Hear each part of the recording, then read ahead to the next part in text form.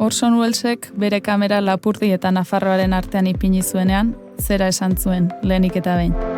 Bakean alagudan, hemen goian bizi direnentzat muga hau teorikoa izan da beti. Espainiar eta Frantziar gobernuen teoria. Voltairek ere esan omen zuen, Pirinioen bi aldetan kantatzen eta dantzatzen duen herria garela euskaldunak. Gurean, Aunamendiak ez dira sekula muga izan, topaleku baizik. Euskal Herria herri irekia izan da, beti. Gurera lanera eta bizitzera etorri direnei harrera egin diegu. Eta zorionez, mendeetan, kultura askoren elkargune izanik ere, geure izateko, egiteko, mintzatzeko eta bizitzeko moduei eutsi diegu, harrotasunez.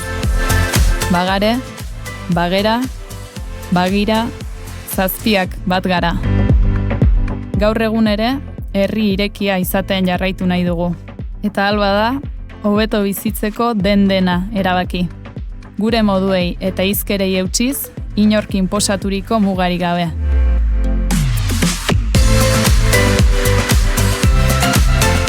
Edo hobeto esan da, planetaren mugez gain, muga bakar batekin. Geure hitza, Euskal Herritarron borondatea.